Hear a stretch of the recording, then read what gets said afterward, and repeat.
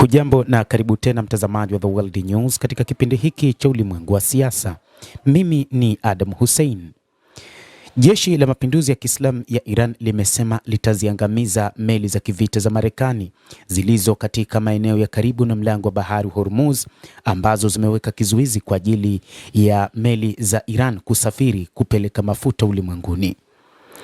Mohsen Rezaei, miongoni mwa washauri wa kijeshi wa kiongozi mkuu wa serikali ya Mapinduzi ya Kiislamu Ayatollah Mujtaba Khamenei, ameitaja Marekani kama nchi inayofanya uharamia duniani ambayo inamiliki meli za kubeba ndege na kuonya kwamba Tehran ina uwezo wa kuzipeleka kuzimu meli za kivita za Marekani pamoja na jeshi lao. Marekani ndio maharamia pekee duniani wanaomiliki meli za kivita. Ni meli za kubebea ndege za kufanya mashambulizi ya meli zingine. Uwezo wetu wa kukabiliana na maharamia ni mkubwa mno na tuna uwezo wa kuzizamisha meli za kivita za Marekani. Jiandaeni kukabiliana na makaburi ya meli zenu na vikosi vyenu kama vile mabaki ya ndege iliyoachwa huko Isfahan, aliandika kwenye ukurasa wake wa X. Rais wa Marekani Donald Trump alikiri Mei 2 kwamba vikosi vya Marekani vilitenda kama maharamia wakati wa kukamata meli za mafuta zilizokuwa na mafuta ya Iran.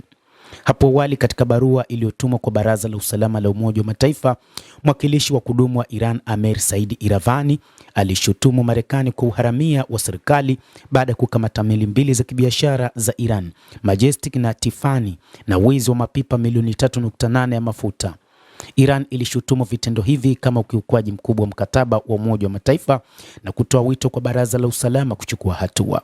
Tehran pia imesema inahifadhi haki za kujibu hatua kama hizi kwa mujibu wa sheria za kimataifa. Tehran imesema kwamba wakati huu ina uwezo wa kufanya mashambulizi ya kuangamiza meli za kivita za Marekani zilizopo katika eneo hilo, ambapo kwa mujibu wa Rais wa Marekani Donald Trump, kazi ya meli hizo ambazo zimebeba ndege za mashambulizi ni kuzuia Iran isiuze mafuta.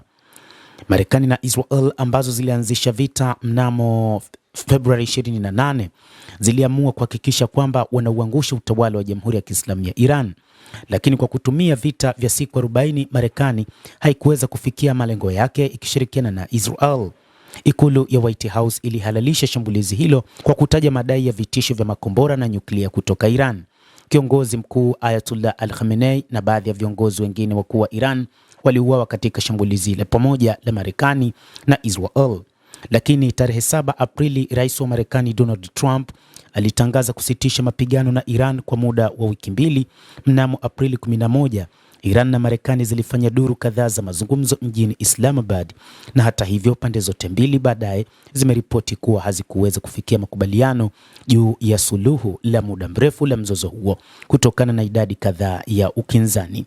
Tarehe 21 Aprili, Rais wa Marekani Donald Trump alitangaza nia yake ya kuongeza muda usitishaji wa vita na Iran. Wakati huo huo, kwa mujibu wa televisheni ya taifa ya Iran, Tehran haitambui upanuzi wa upande mmoja wa Washington wa kusitisha mapigano na itachukua hatua kama inavyoona inafaa kwa maslahi yake.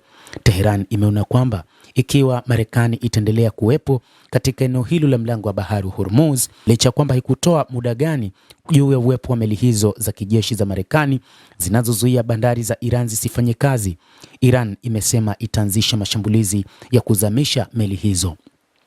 Moja kati ya meli kubwa iliyopo ni ile ya USS Abraham Lincoln ambayo ni ya beba ndege za kivita. Hata hivyo, baadhi ya meli za Marekani zimeanza kuondoka katika eneo la Mashariki ya Kati, ikiwa ni pamoja na meli ya USS Gerald Ford. Mtazamaji wa The World News, endelea kutufuatilia na nikusihi usisahau kulike, usisahau kucomment, kadhalika usisahau kusubscribe channel yetu hii ili upate habari hizi kwa mapana. Kubwa ni kwamba mamlaka nchini Iran, hasa mshauri wa kiongozi mkuu Ayatollah Mujtaba Khamenei, Bwana Mohsen Rezaei, ameitaja Marekani kama nchi ambayo ni haramia na kwamba watazipeleka kuzimu meli za kivita za taifa hilo la Marekani. Endelea kutufuatilia, endelea kuwa nasi wakati wote.